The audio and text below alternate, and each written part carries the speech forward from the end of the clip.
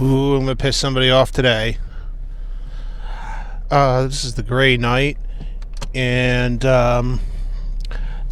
so today I'd like to talk about the Electoral College. And like I said, I'm pretty sure I'm gonna piss someone off with this one.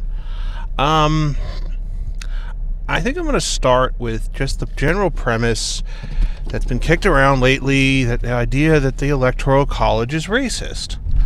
Well, usually the argument goes something along the lines of, since a large number of minority voters live in cities, and the Electoral College tends to weight votes coming out of rural areas more heavily than cities, which I'm only stating this as a repetition of the argument. I'm not necessarily conceding it to be true.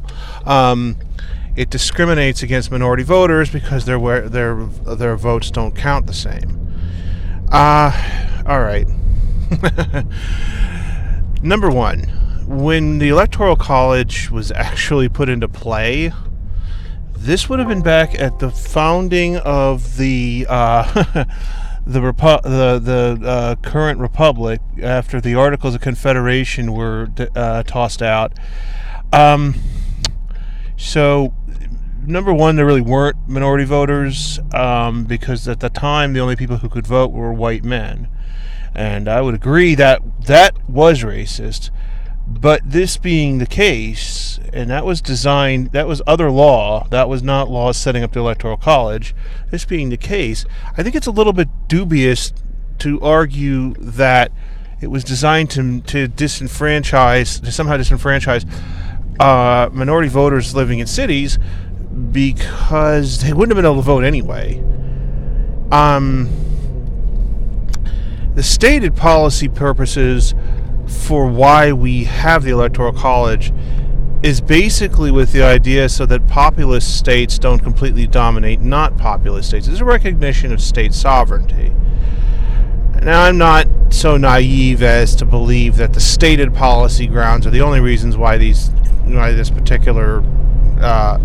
have the Electoral College, but that does make some logical sense. It's kind of the same reason why we have the House of Representatives and the Senate. And why the way that senators and representatives are apportioned is different. The House of Representatives is designed to be sensitive to population. You have higher population, you get more reps. The Senate treats all the states equally. Doesn't matter if you have a million citizens or 1,000 citizens. Every single state gets 2 senators. And that treats the states more or less equally. And again, it's a recognition of state sovereignty. The idea that the states are separate sovereign entities from the federal government. I don't think it's a race issue. There were other things done in the Constitution at the time it was set down that were race issues. I do not believe the Electoral College is an example of that. I also think it's really disingenuous to argue that, because here's the other reason that's an idiotic argument, and I don't like to throw a lot of ad hominems around, because I kind of feel like it weakens your argument. But I'm going to define not the ones arguing it as idiots, but the argument is idiotic. And the reason it is idiotic is, in the United States, you can move and live anywhere you want as long as you can afford it. There's no legal boundary that says that you can't. This isn't. Essentially, this isn't like communist Russia or the Soviet Union, where you had to have a permit to move or to travel to different parts of the. Excuse me. I'm going to send that to voicemail and hopefully mute this stupid thing. Didn't expect that to go off. Anyway, so the Electoral College is, I think we were talking about being able to relocate. You can relocate to pretty much anywhere you want in this country. We have free travel. That's actually one of the few things that's protected under the Privileges and Immunity Clause. And I'm not going to digress into a huge, lengthy discussion of the issue of the legal history of the Privileges and Immunities Clause, other than to say in a fairly broad, general way. The clause, not long after it was put into the 14th Amendment, was promptly eviscerated. I think that's a fair statement, even though I know it's a pretty hard statement. I think it's a fair statement. It was eviscerated by the Supreme Court at that time under the slaughterhouse cases. These are well-known cases, and if you want to know more about the details of this, essentially, then I would encourage anyone listening to look up the slaughterhouse cases. You can go on Google Scholar and find them, I'm pretty sure. But essentially what the court did was it said that the Privileges and Immunities Clause doesn't mean what it says it means. One of the few things that the Supreme Court subsequently did say is covered by the Privileges and Immunities Clause, and there's some other things, but one of the few things that are covered is the right to travel between states. So that whole argument that it's racist against minority voters in cities because their votes allegedly don't carry more weight than the votes of people in rural areas is, to put it nicely, a really dumb argument when you figure same minority voters, if you don't like that if you feel like your vote doesn't carry enough weight in like say Los Angeles, which is a heavily populated and also deeply blue area along with the rest of California, well, okay, fair enough. You think Montana voters have more say because Montana voters, there's less citizens in Montana, so they have more of an influence over how Montana's electoral votes swing? Fine, move to Montana. You can do that, assuming you have the economic means. But there's no legal boundary preventing you from doing that. And given the generous state of the current welfare state, there's probably a huge financial burden boundary there either, although I will make that statement with the caveat that this is not an area I'm an expert on. So that's a really, really stupid argument, to put it mildly, and I'm I'm really trying not to resort to the ad hominem and to show logically why, and not just to sit there here and say, oh, that's stupid, because that's not obviously this is not an effective argument just to say something stupid, but it is a stupid argument. I think objectively you can say it's a stupid argument if you really stop and think about the legal environment in this country for about 5 seconds. But then the other reason is like I said, the time when the Electoral College was first put into law, the only voters were white males. So really, if you want to say it discriminates against anybody, it discriminates against people in cities. And I'm not even going to allow this, but that would be at least a somewhat more logical argument. I get tired of these idiot these foolish arguments that are based on emotionalism and aren't thought out. And as much as I hate to go there, this particular argument got raised by everyone's favorite junior congresswoman, AOC, running around and yelling about it being racist because, she said so. And I guarantee she isn't familiar with the history of how the Electoral College came into being or the policy reasons as to why. Because, it's pretty clear based on her statement. It shows her ignorance.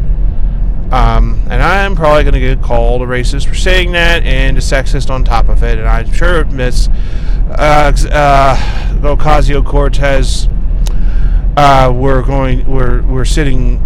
a part of this discussion, she'd be immediately calling me out as I'm a bigot for having that opinion and for criticizing her. I don't have a problem with her being a woman, and I certainly think women are just as capable of being educated and intelligent as men. I know plenty of intelligent women. And I'm not even going to say that I think Ocasio-Cortez is not intelligent.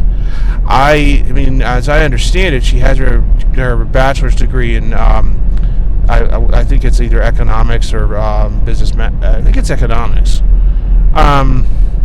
Again, look that up. Don't take my word for it. I think that's right. I'm not going to swear by it. Anyway, so Ocasio-Cortez has an education. She was apparently intelligent enough to make her way through college. And I think she went to NYU, too, so she went through a reasonably good college. So I don't think she's unintelligent. I do think she doesn't use what she's got. I don't think she takes the time to research things before she opens her mouth. And I make this comment because some of her statements are so just ridiculous that it's obvious that she doesn't understand what she's talking about.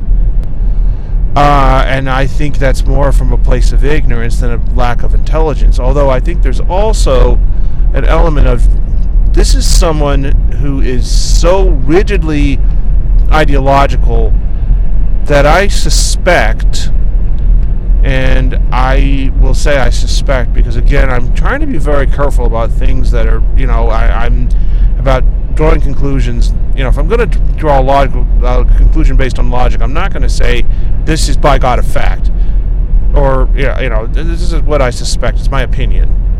My opinion is that she is probably one of those people who will read a set of facts and disregard the ones that don't fit with her ideological worldview.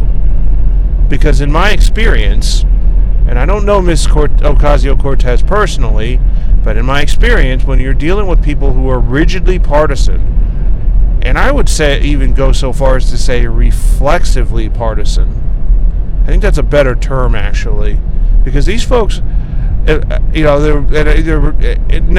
me, I said partisan. What I really mean is like rigidly and reflexively ideological in a particular way. In her case, it's extreme left-wing progressivism, social democrat. These folks cannot entertain a counterpoint, cannot entertain the idea that there's a logical counterpoint, and certainly can't entertain the idea that there is a legitimate counterpoint. And for this reason, facts that contradict their worldview are disregarded, and the latest way of doing this is basically to say it's racist or sexist or bigoted in some other way. Facts have become bigoted. And I'm now going off on a rant, and I apologize. Back to the Electoral College. So what does the Electoral College really do? Well, it makes sure that less populous states, places, frankly, like Vermont, like New Hampshire, like Maine, to go up the East Coast, you get into the Midwest, Iowa, Nebraska, Oklahoma, like Missouri, as just some example, Montana, don't get completely run over by more populous states. And what do I mean by run over? Well, all right, I'm going to give you an example at a state level of what pure popular vote elections look like. Let's look at the state of Pennsylvania. Now, if you've ever been to Pennsylvania and lived there for any length of time outside of like Philadelphia and Pittsburgh, and to a lesser extent like the college towns like State College, where Penn State's main campus is, or I'm going to say Harrisburg, but a lot of Harrisburg isn't really that blue. Some of it is. But anyway, you get into these areas, okay? Those areas tend to be bluer. The rest of the state, for the most part, is very conservative, very pro-gun, fairly religious. It feels more like a Bible Belt state. But Pennsylvania fairly consistently gets liberal Democrat, I wouldn't say real hard lefties, but liberal Democrat governors, and fairly consistently elects liberal Democrat senators. Because of statewide popular vote, what happens is that a handful of really populous counties really control the dialogue. And what I mean by control the dialogue is the candidates are more likely to pay attention to those areas because they're populous, to the complete exclusion of the less populous regions, even though the less populous regions can cover a good chunk of the state. And those cities can completely outvote the rest of the state to the point where the rest of the state has, in some cases, no say, very little say at all. The state also has historically, except for Trump, consistently voted Democrat in presidential elections. It very consistently gives its electors to the Democrat, except for Trump. The last time around, it was really a kind of a deviation from the norm.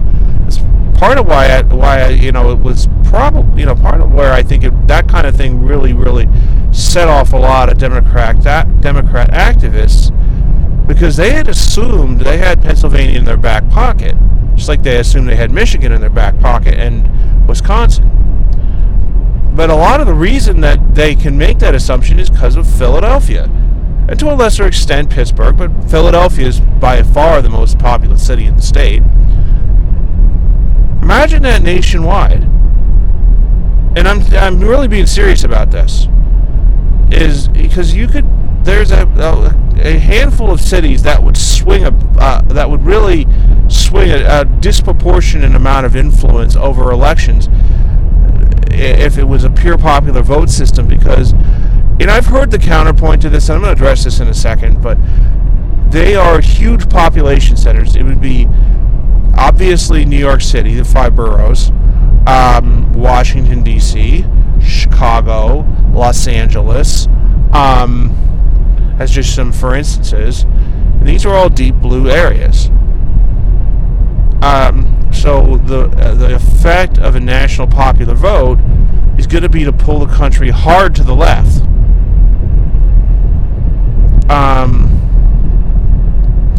Because who are the candidates going to listen to? Are they going to listen to people out of some rural county in the middle of nowhere, Iowa, that has maybe like 25,000 citizens living there? Or are they going to listen to somebody in New York County, or the citizens in New York County, where there are millions of potential votes? So what's going to happen is the cities will just run everything. And I am familiar with the counter-argument to this, that there are more people who don't live in those cities than there are that do. And that's accurate. We are still mostly a majority rural country. There is some accuracy to that.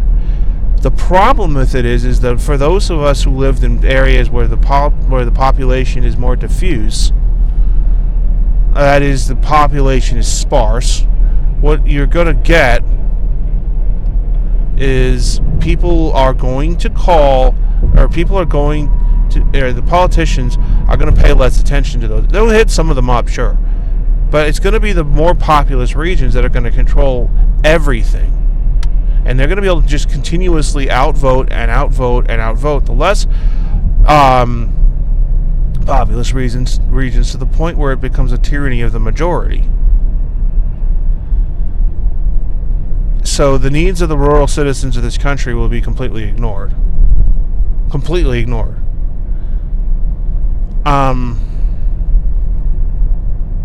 And that's not right either. And it's interesting to me too that a lot of the people who will howl the loudest about how unfair the Electoral College is are also the same ones that don't want to allow things like same-sex marriage, as a for instance, to be on the ballot because of the same tyranny of the majority arguments. So when it's working against them, they, when it works in favor of something they want, then they will raise those arguments of tyranny of the majority to avoid allowing the public to vote on their sacred cow issues like same-sex marriage, like abortion. But when it's something that, when it's interfering with them getting their way, these activists, and we all know who they are, will all of a sudden start copying an attitude about the Electoral College and screaming about how, well, we're ignoring the will of the majority. They're not in favor of, they won't entertain those tyranny of the majority arguments at that point. And with that being said, too, the minority is not holding the country hostage in presidential elections. California still has a lot of sway in the Electoral College. They have the largest number of electoral votes of any single state. And because of California, it's already a system where the Republicans have an uphill battle to win the presidency every single time since California went blue.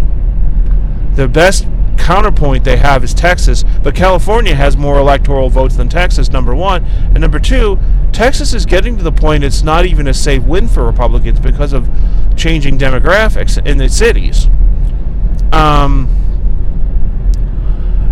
So, I mean, they already have a lot of swing in terms of these bigger states already have a lot of swing in terms of who gets to be, who gets to be president, and what the policy agenda is. That's already the case. But at least with the Electoral College, the smaller states get some say. I mean, really, every one of these Democrat candidates who wants to abolish the Electoral College is arguing and I would hope that citizens of this country who live in the smaller states would pay attention to this. You guys they're basically saying they want to take away any say you guys have in presidential politics. Yes, you do get to vote. They're not actually going to strip you of your vote. But because you aren't as numerous as the city dwellers, your opinions aren't going to matter to presidential candidates. They're not. The parties will be mostly influenced by what's going on in urban areas. Both parties. And this is this is really what these presidential candidates are talking about when they say we want to get rid of the Electoral College. They're going to cut you off. You get a vote, but you get ignored. Because you'll be outvoted every time. And how long until the cities start deciding to vote for things like, well, you know what? Those rural counties in Texas are making way too much money off those oil wells, and we want a piece. So we're going to do wealth transfer payments from those counties to us. Or California with its chronic drought problems, just as for instance decides to go after less populous regions that have more water. And it sounds like, I'm going to get accused of paranoid fantasizing, but it's not out of reach, if these areas can just be dominated. Which is what happens when you get rid of the Electoral College. Now, that's one problem. Here's another problem. Anybody listening recall that whole fiasco with, with those Philadelphia counties where the poll during the Obama's re-election campaign, where the polls come back and there are 0 votes for Mitt Romney, something that's statistically impossible. Well, at least with the Electoral College, for something like that to completely swing an election is difficult because you have to hit the right states at the right time. It's not impossible, but it's much more difficult. Now, you do away with that, suddenly you can commit voter fraud in one or two counties somewhere where where one of these problem counties like Philadelphia or like Chicago,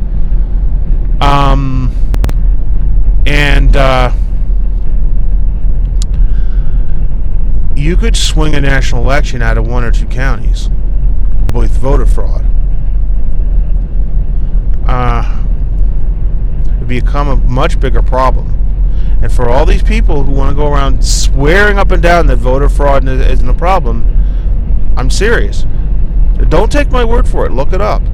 That there were counties in Philadelphia, or I should say there were precincts in Philadelphia, because I think Philadelphia is one county, but there were precincts in Philadelphia with 0 votes for Mitt Romney. The entire sum of all votes in those precincts went to Barack Obama. That is statistically impossible. Statistically impossible. Had to be fraud. Had to be fraud. Now, I'm not going to go into, oh, well, if this had happened and that had happened, then Romney would be president. Because to tell you the truth, I don't know. But that is statistically impossible, and it's suspicious. And things like that should really, really give anyone thinking about supporting a national popular vote pause. Because that may have swung Pennsylvania. Don't know this for a fact, but it's possible. But that's Pennsylvania. Imagine that swinging the entire country. Also, the other thing that happened also in Philadelphia, that's another reason, much as the Democrats like to blame Republicans for voter intimidation, I'm not going to say the Republicans are squeaky clean and never ever pull dirty tricks in elections, because we all know that's not true. But you had new Black Panthers in support of the Democrats, in support of Barack Obama, hanging around outside of polling places with baseball bats. The message being, one, you're gonna, you basically come, if you're gonna vote here, you're gonna vote for Obama. Don't vote for Romney, or we're gonna club you. Oh, yeah, and two, more than likely, given the racial politics of the new Black Panther Party, don't bother showing up at all if you have the wrong skin color. Again, could have affected the outcome of the election in, the outcome of the Pennsylvania election, and thus where Pennsylvania's electoral votes went.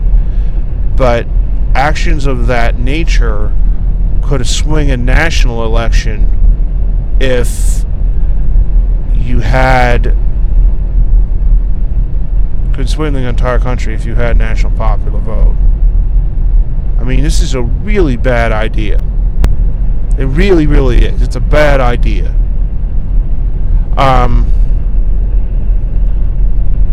And I also think the Democrats there's something else they're not considering, because they've been the current strategy, since everyone knows.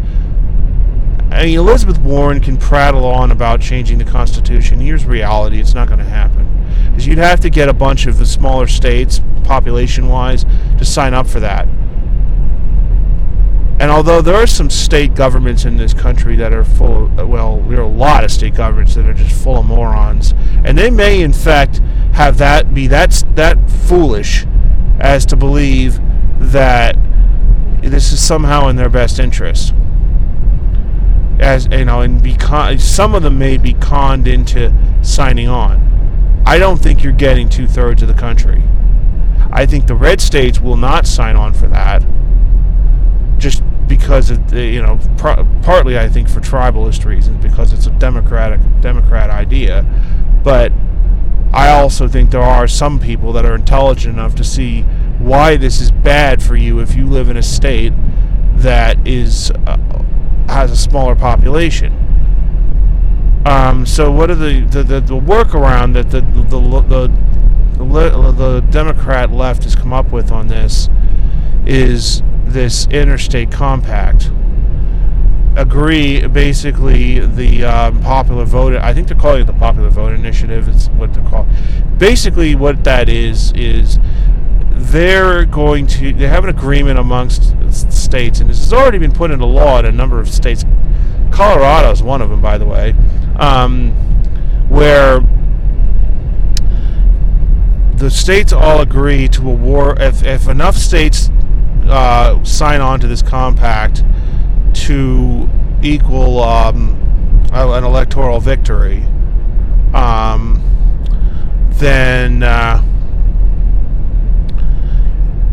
then these states agree that they will automatically award their electoral votes to the winner of the national popular vote, regardless of what the popular vote is in that state. Which Democrats think this is a good idea. If it ever does come to a point where that where that goes into effect, it may not work out the way they're hoping. I'll just put it that way. Because it could create a situation where California, which is a reliably blue state, goes red. Because if a Republican does manage to win the popular vote, then California signed on to this. So California will go, bing, there's our electoral votes to the Republican. And as blue as that state is, you better believe there are going to be some really angry people in California if that happens. Same with New York. Same with Massachusetts. Same with New Jersey. Because those are all deep blue states. A good chunk of their population, at least in the cities, are very left-leaning. And if their state's electoral votes go to a Republican, probably even a moderate Republican, they're going to be very upset. And then you'll hear them howling about getting rid of it. And this is the last thing I'm going to comment on, and this is what I get tired, and both parties are guilty of this, is these idiotic, stupid, disingenuous arguments made by these parties. And the Democrats on the Electoral College is a perfect example of this. The last time this came up was with George W. Bush when he won the Electoral College and lost the popular vote to Gore. And they were really mad that Gore lost. So what did they do? They start nattering about getting rid of the Electoral College, because the only reason they care is because they want to change the rules of the game because they lost. That's all. They're not concerned about. They're not. Democrats do not care about the voters. Neither do the Republicans. Neither party cares about the average voter. They care about getting and holding power. And they're more than happy to sit there and play with the rules to get their way. And that's what this is. So I would encourage anyone who really believes this nonsense to think about that for a second. And remember this too. When the pollsters were all predicting that Trump could win the popular vote and lose the Electoral College to Hillary Clinton, you had these same Democrats coming out and talking about the virtues of the Electoral College when it was going to work in their candidate's favor. This is not about concern for the voters. It's not. The only thing they care about is winning. And if they can't win by the current rules, they're going to change the rules. And it's just connected to the same thing. And I'll probably elaborate. I'll probably talk about this more on another video, but it seems it's related. At the same time they're pushing, let's get rid of the Electoral College, these same people also want to pack the Supreme Court because they're pissed. They're mad about the fact that there's a conservative majority on the court. I mean, they can't stand that. They don't want to lose power. And their view, and this is the same thing that way they see the presidency, the left wing of the Democrat Party, but the Democrat Party at large, sees the Supreme Court and the presidency as their yard, their property. And if some Republican comes along and messes with that, they get very angry. I mean, when you got activists out in the streets yelling, "Not my president," that's how I interpret that. Is they think it's their yard, they own it, and how dare you Republicans take it away from us and interfere? That's exactly the way their actions look to me. And you want more supporting evidence for why I have this opinion? There was a rash of commentary and memes and other things back in 2016 about how sexist it was that people, that Hillary Clinton had to run against Trump. The implication being that she should have just got coronated and waved on through.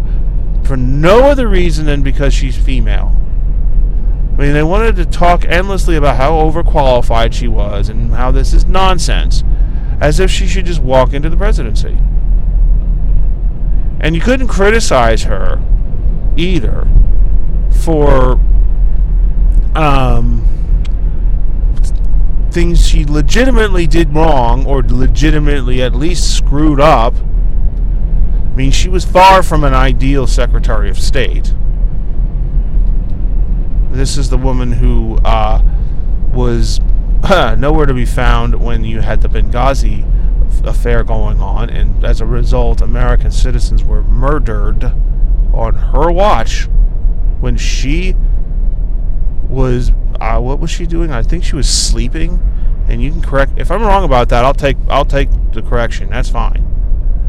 But yeah, she certainly wasn't available and doing her job, whatever the heck she was doing. And then she had the nerve to say, what difference does it make later? Sure as hell made a difference to the people that are dead, Madam Secretary. But anyways, no, I mean, the Democrats seem to have this attitude that the presidency and the Supreme Court are their property and their yard. They get very defensive too when you try to, I mean, look at how far they went with Kavanaugh. And now it's coming out that that may have been intentionally fabricated. But you know, even if whether it was or wasn't, here's my problem with that. And an example again of why I think the Democrats treat the Supreme Court like it's their yard. The only reason that mattered to them at all was because they wanted control of the Supreme Court, and they wanted to hold control of the Supreme Court. I mean, there may have been some payback there for Merrick Garland. But you know, what's funny about it is Gorsuch took the seat that would have gone to Garland, and we didn't get nearly as much pushback there as it was with Brett Kavanaugh.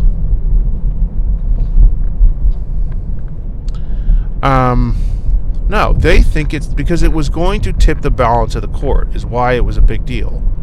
And their behavior tells me they believe that the Supreme Court is their yard. And you Republicans and conservatives better not mess with it. And that is because if they really cared about Christine Blasey Ford and her getting justice, they'd have told her to go to law enforcement. From what I understand, the alleged crimes that, and I would definitely say alleged crimes, that Justice Kavanaugh supposedly committed, allegedly committed, as I understand it, they don't carry a statute of limitations in Maryland where this allegedly occurred. I haven't checked that myself. I guess I probably should have. I encourage my listeners, go check that. If I'm wrong about that, call me on it. That's fine. I don't need to be right 100% of the time. If I make a mistake, I would prefer being called on it, so I know I made a mistake. Anyways, here's my point. They weren't interested in getting her justice, or they'd have sent her to law enforcement. They were interested in maintaining their stranglehold on the court. And the proof is in the pudding. That's what they do. They drag her through the mud. They dragged this woman through the mud in the Senate, and they knew exactly what was going to happen. They intentionally politicized what her situation, whatever it may or may not have been. And it was for power. It was for control of the court, because they were, by God, not going to let the conservatives have control of that court, because they think it's their yard. And when they couldn't, when they lost that fight, now they're just talking about packing the court. And what do they want to do? 3 Republicans and that this kind of not nonsense. So many Republicans, so many Democrats, so many independents, because they think it's their yard, and they will not let control of that court go. That's what that nonsense is about. That's all that nonsense is about. They do not want to let go of control of this court. I mean, and another example of them wanting to change the rules to favor themselves. How about the filibuster? They started filibustering Supreme Court justices under W, again, because they didn't want him to be able to get conservative justices on the court and threaten their control. That's all that was about. So they start that when they're in the majority on the Senate, and Obama wanted to put his people on the court, and the Republicans said, fine, if that's going to be the game, we're going to filibuster too, because we'd prefer not to have liberal activist justices. So they filibuster. And what happens? And actually, as I recall, I don't think the Republicans did filibuster his Supreme Court nominees. I think they filibustered other people nominated to other federal courts. I got to check that now because my memory is not clear, but I know they filibustered some of his appointments to the bench. And what happens? Democrats come back around and say, you know what? Screw you, Republicans. We don't like that you're not letting our people through. So now we're going to do away with the filibuster for judicial nominations, which they did. And what's funny about it is when the Republicans threatened to do that, the Democrats were howling that it was unconstitutional. The moment the Republicans decided to do the same thing to the Democrats, now they're saying that what the Republicans are doing by filibustering is unconstitutional. Because basically, they want the rules, they want their way, is what they want. When they're not in the majority, they want to be able to stall and obstruct. When they are in the majority, they don't want the Republicans to in any way interfere with them getting their way. And that's all that's about. And that's the same thing with the Electoral College. If they hadn't lost, the only reason they're howling about this is because they're mad about Trump winning, and they're terrified he's going to win again. And they may be right about that. I mean, all of the usual metrics that determine if a president's going to get reelected or not, right now they're in favor of Trump.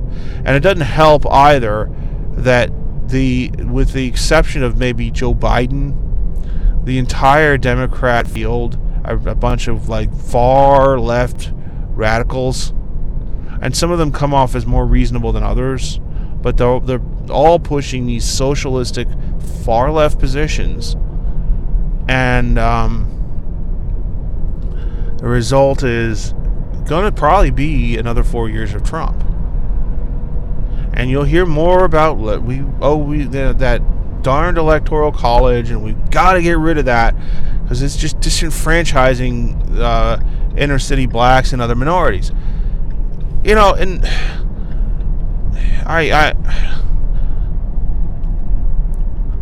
I'm amazed the black community hasn't just given the Democrat Party the proverbial middle finger. I really am amazed. And I say this because they get used. And then the Democrats, they want to talk about Republican racism. How about this nonsense with, those low expectation stuff? How is that not racist? And I've gone far afield on this. I really have, and I apologize. I didn't mean this to turn into a rant, but it's just the disingenuity is annoying. And again, I don't think the Republicans are much better. I'm just really, I've gotten to the point. It's just you know what, guys, shut up about it, okay? Because you don't get to change the rules of the game just because you lost. That's, I guess, and And that's the bottom line. Stop trying to change the rules. It's what you're proposing is bad for the country. I've heard some commentators say it could lead to civil war. I don't know if that's accurate or not. It might, because you may get some people in middle America who are just like, you know what, screw this. Tired of taking it in the ass from the cities. You may get that. You may not. I don't know. I think people. I don't think it's going to be to be honest, I don't think you're ever going to see a constitutional amendment to that effect. If this interstate compact becomes an issue, I would hope somebody would take it up with the Supreme Court of this country. And at least it's my opinion. Since it's intended to defeat the purpose of the constitutional provision for the Electoral College, courts should find it unconstitutional. As to whether or not they do, I don't know. It depends on who's in control. It really does. I mean, you have some justices on the court now, presently, who are so far down the rabbit hole of ends justify the means. Who knows what they do with that? Just have to wait and see. And unfortunately, there are states getting conned into thinking this is a good idea. It's not. It's not a good idea for the populist states either. They may think it is. It's not. It's not. Because it's not going to be one of those Democrats. I know exactly why they want this. They think it's going to give them a permanent lock on power. That it will protect their ownership, their control of the presidency, which they think they own, forever. That's what that is. I'm not so sure. You could still get a Republican that wins popular vote. What I think the more likely product of this is it pulls both parties further to the left. Yeah, I think you're still going to see Republican presidents from time to time. But what I think would happen is the Republican Party would be pulled to the left. Because the leadership will like politicians do, going to pander to the biggest numbers. And they're going to they're going to pander to the populous regions. So they'll get pulled to the left. That's what I think will happen. And the country will go with it. Kicking and screaming in some cases. And I think that the folks who live in rural America are just going to get yanked along for the ride, like it or not. And they're going to pay the price. And I don't think that's right.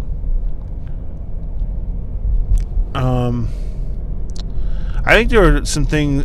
This country is not perfect, and the Electoral College is not without its flaws. But I do think that it's better than the alternative of a national popular vote is a bad idea. And for those people who support the Electoral College, here's my suggestion. What always creates this problem is this focus on the popular vote, and that's the media narrative on and on and on about the popular vote.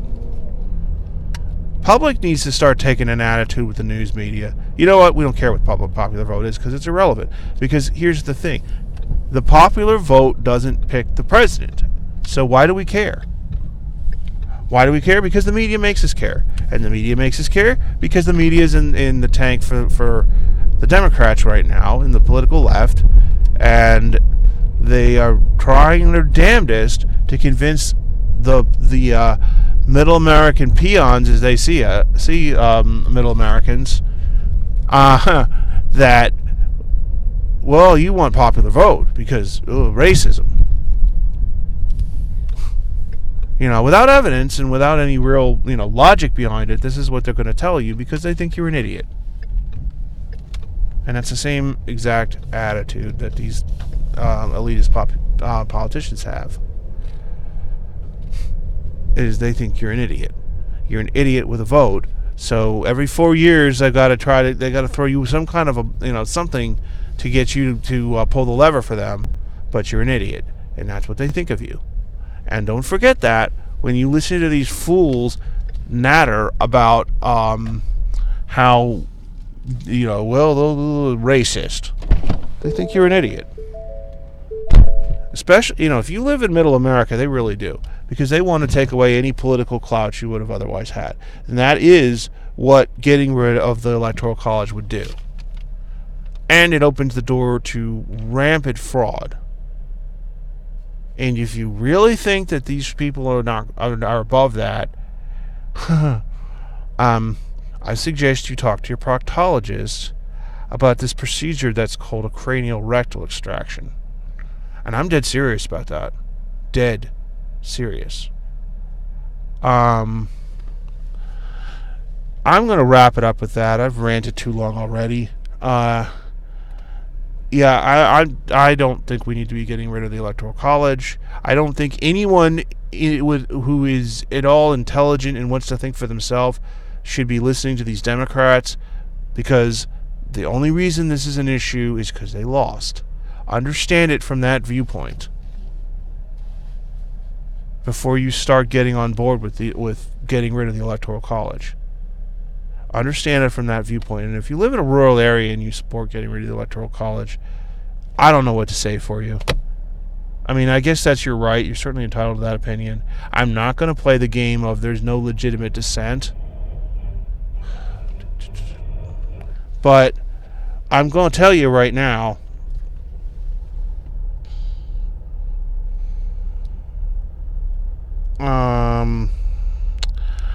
it's not something you want to do. Anyways, I'm going to wrap it up. It's been a great night, and I appreciate you listening to me run off at the mouth. I will be back later. My next video is probably going to piss even more people off than this one, because guess what I'm going to talk about? We're going to talk about guns. So I'll be back shortly.